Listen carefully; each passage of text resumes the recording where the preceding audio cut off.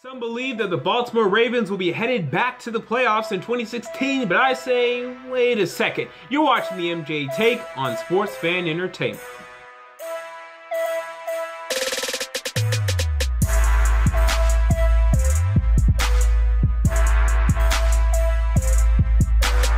Hello and welcome to the MJ Take on Sports Fan Entertainment. 32 teams, 32 days, and today we're talking about the Baltimore Ravens, and as I said in the introduction, a lot of people have this team going back to the playoffs, and let me tell you this, right? Over the majority of the past decade, but really the past, let's say 6-7 years, I've been a Baltimore Ravens optimist. In fact, back in the 2012 NFL season, before the 2012 NFL season, this guy had the Baltimore Ravens going and winning the Super Bowl because I felt after the way they lost in the AFC Championship the year before, they'd be so pissed and they'd come back hungry in one last hurrah and they'd win it, and your boy was right on that.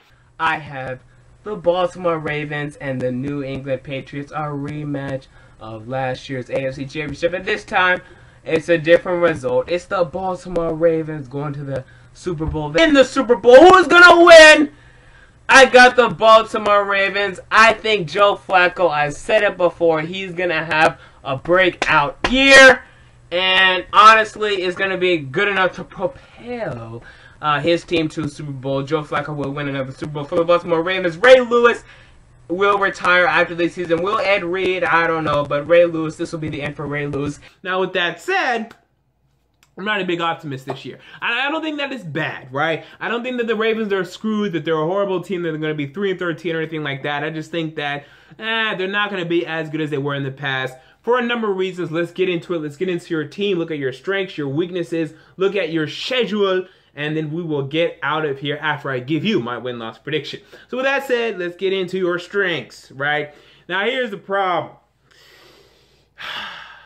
There's not many strengths, and then that's one of my biggest problems. First of all, the strength that I went with, the number one strength that I went with is the defensive line, right? Brandon Williams, okay? He's your best player on this defensive line at nose tackle, one of the better nose tackles in the league, okay? Good. At your defensive end positions, Timmy Jernigan. I've always been a big fan of him out of Florida State. He's good, no problem there. Other side, Lawrence Guy. All right, he's pretty good as well. Okay, we're having a conversation. Behind those guys, not much right now. Bronson Kafusi, I think he tore something in camp or something like that, so he's not projected to play. But you guys drafted Willie Henry out of Michigan. I like him a lot. I think he's going to play early and often, so that'll be interesting to see. But I think the defensive line is still good, right? Okay, so that's one strength. From there, I went with the tight ends. I like the tight ends as a group. Now, my big problem with the tight ends is there's not an elite guy there, right? There's not a top 10, top 5 elite guy there, but there's a conglomerate of solid guys. Benjamin Watson, who had a really good year last year for the New Orleans Saints, good. Max Williams, who has been pretty good. Not great, but pretty good, good.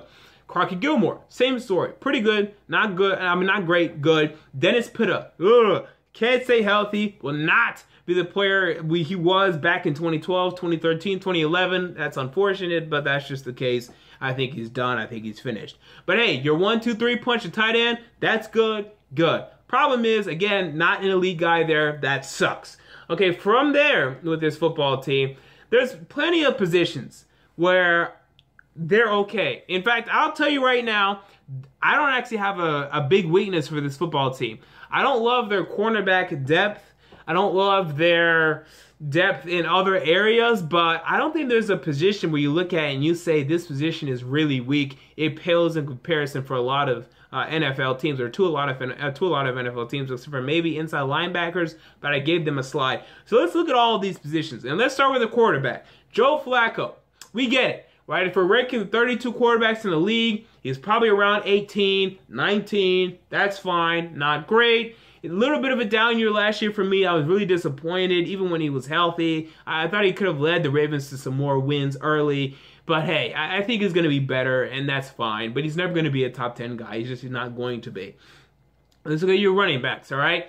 Justin Forsett, I don't know why y'all ever extended him. He wasn't a good player. He was never going to be a good player. It was just one good year, a shine in the pan, nothing more than that. But you have Buck Allen behind him, pretty good in limited duty last year. You drafted Kenneth Dixon out of Louisiana Tech. We'll see about him, but I actually like him quite a bit. You also have Lorenzo Taliaferro, who's been pretty good in limited duty. So I think the running backs, I don't think that they're bad. I think they're average. I think average is a pretty good word to use there. No one inspiring. No one's going to kill the game. No one's going to win a game for you. But together, they can be pretty strong. They're like the Power Rangers or some crap.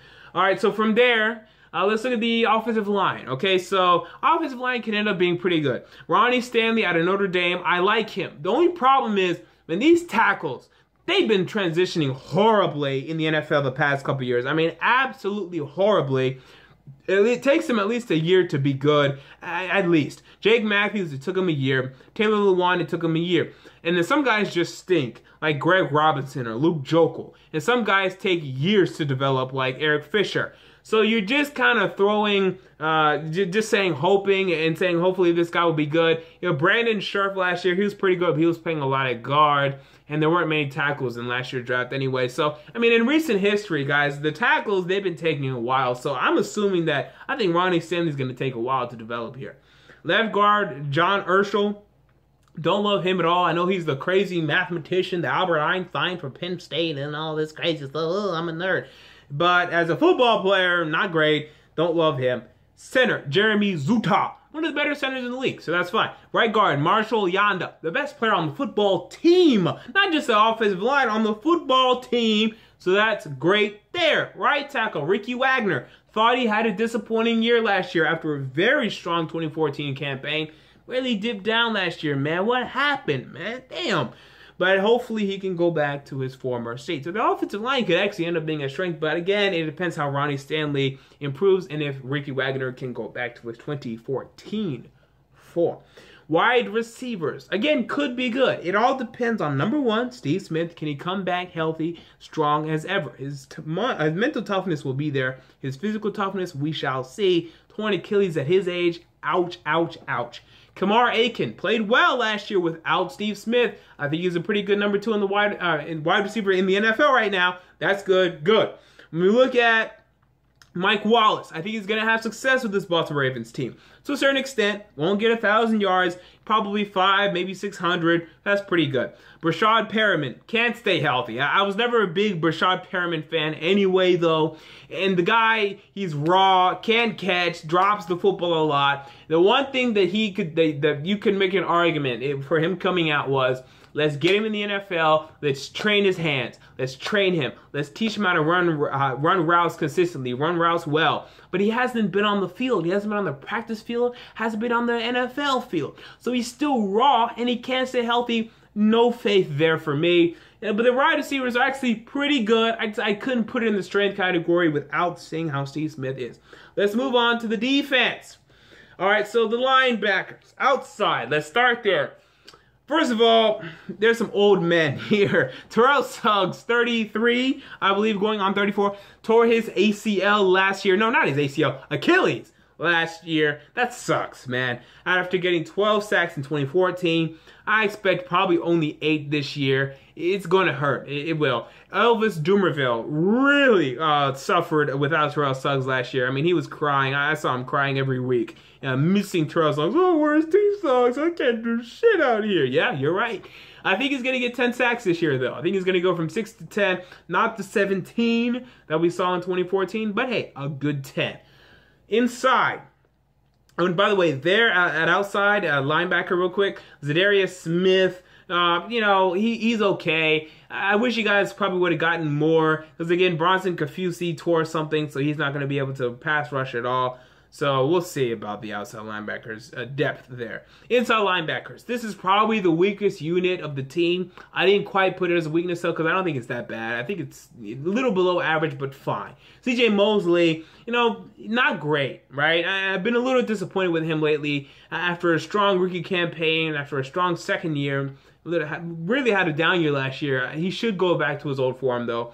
And then next to him, Zachary Orr is supposed to start next to him. You know, I don't know anything about him, to be quite honest with you. I can only recall a couple plays, and he didn't shock me. He didn't surprise me or anything like that. So I think they're fine there. Not a big weakness, but, you know, I think it's the worst unit. And then let's move on to the secondary, shall we? Let's start with their cornerbacks. Okay, so right now we have Jimmy Smith, who had a down year last year, but I think he'll improve and he'll be better. Okay, good. You also have Sharice Wright, who played really well last year. I mean, this guy did not play this well for San Diego. I know Charger fans wish he played this well for them. But I think he's going to be pretty good again, hopefully, if he is good. You drafted Tavon Young. We'll see about him. I think he's a little raw, but apparently he's been challenging for the slot corner position. And I say good because Kyle Arrington really disappointed me last year. I expect more from Kyle Arrington. Thought he was going to be one of the better slot corners in the league. Get some sacks here for the Baltimore Ravens. Didn't do much or any of that. Didn't love that at all for the Baltimore Ravens last year. Right now, I would say that the cornerbacks, they're not bad. I think they're average, but it just depends on how Jimmy Smith can perform. Yet again, some uncertainty out of positional group for the Ravens. Who's shocked at that? We move on to the safeties, though, okay? I was close to putting this as a strength, but I just couldn't quite do it because they're getting old, right? Eric Weddle, he's not the Pro Bowl elite guy that he's been in the past, but I still think he's a pretty damn good free safety to have in the NFL. But he's a free agent pickup, and with free agent pickups, they can struggle sometimes, so we'll just raise an eyebrow and see if he's really good. And then Ladarius Webb, he's transitioning to safety, right? I don't know how good of a strong safety he's going to be. He's supposed to start a strong safety. I think he's a better free safety than strong safety.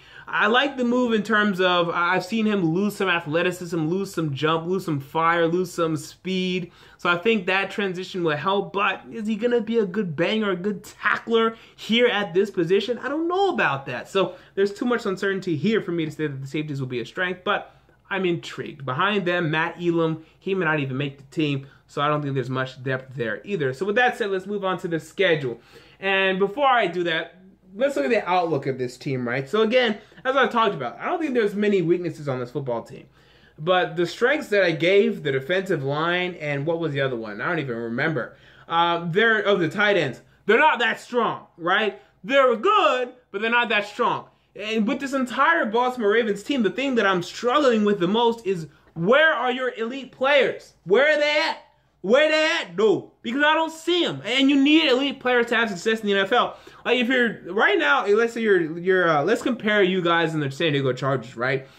You guys are better positionally speaking against the Chargers in specific areas, like the defensive line, like the safeties and whatnot. But the Chargers have more elite players because they have a Phillip Rivers, because they have a Keenan Allen. Like these are elite players right here. You cannot mess with these boys. They're gonna rain down on you if they need to. They can win you a football game alone. These guys can do it, right?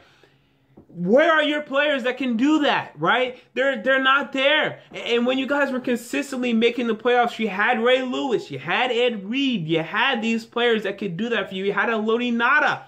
Then now you're left with a roster where there are not many bad players, but there's not elite players. And then I struggle with that. And with that said, I think you guys are really going to struggle on the road this season because really, when it comes to winning games on the road, it's those guys that really pull out games for you. And Joe Flacco isn't a good enough quarterback to do that alone. So I think there's going to be some issues this year for the Ravens. Let's look at the schedule. You guys go up against the AFC, the AFC East. You guys go up against the AFC East. This includes Week 1 hosting Buffalo. I think you guys win that game. You guys go to the New York Jets in Week 7. I think you guys lose there again. Tough road game. Don't see you guys winning that one. Host Miami. You'll win that one. Go to New England. You lose that one. 2-2. You guys go up against the NFC East. Okay, good. That's good. But the problem is, again, you guys host Washington. I think you guys are going to win that game. But you're going to go to the New York Giants. I think you guys will lose that game. You guys go to Dallas. I think you guys will lose that game. Beat the Philadelphia Eagles at home. I think you guys go 2-2 there yet again. But there's some uncertainty with the Giants and Cowboy games for me and the Redskins game. Those three could go either way, but that's just what I'm going with right now. You guys go up against the AFC North. Obviously, you're in the AFC North. And this is an interesting divisional breakdown. You guys have been struggling in the AFC North lately. I mean, let's just call it what it is. You guys have had your way with the Steelers, but the Bengals and the Browns have been giving you guys some trouble lately. I have you guys getting swept by the Bengals this year, and then I have you guys splitting with the Browns this year and splitting with the Steelers. This is a 2-4 divisional record for the Baltimore Ravens. That will hold them back, believe you me. And then you guys have to go up against the teams that finished concurrently with you in the AFC. This is the Oakland Raiders, who you face in Week 4. And this is the Jacksonville Jaguars, who you face in Week 3. At Jacksonville versus Oakland, you will split these games.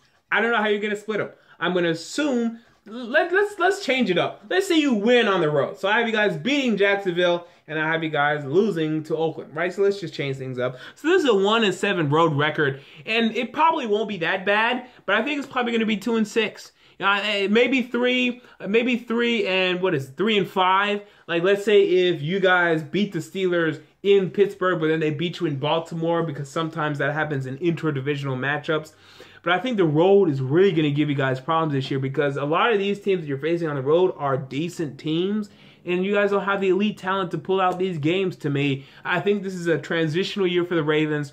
You guys have to go back to drafting great players. You're drafting players, right? You're drafting C.J. Mosley. That's a player, okay? That's definitely a player. You're drafting Max Williams, a player. Crockett Gilmore, a player. Javoris Buck Allen, a player. Lorenzo Taliaferro, a player. But where are the great players? Where are the Pro Bowlers? Where are the elite players? They're not there anymore. And without that, I can't pick you guys to go to the playoffs. I can't pick you guys to be better than 7-9, and that is my prediction, 7-9. Best case scenario, I think it's 9-7, which yet again would probably make you guys miss the playoffs, because I really don't see this being a playoff year there for the Baltimore Ravens. I really don't see it, unless if Steve Smith is great, and I just don't see that. Maybe he can be that elite player, but again, I don't see that. Oh, by the way, Marshall Yanda, he is your elite player, but come on, a guard, he's not going to win a game, right? He's not going to win a game on his own. So, again, worst case scenario, I think it's 6-10, okay? So I'll give you that. You have a high floor, 6-10. You're going to be better than that. But my prediction is 7-9, and I'm very dead set on that prediction. So what do you think about the upcoming Baltimore Ravens 2016 season? Comment down below. Tell me what you think. If you enjoy the video, make sure to like, and most importantly, to subscribe, because every single damn day, 7 p.m. Central, 8 o'clock Eastern, here I am, giving you guys yet another one of my 2016 season previews. So they're playing my music, and you know what that means. This has been the MJ Take on Sports Fan Entertainment, and I'm out. Peace.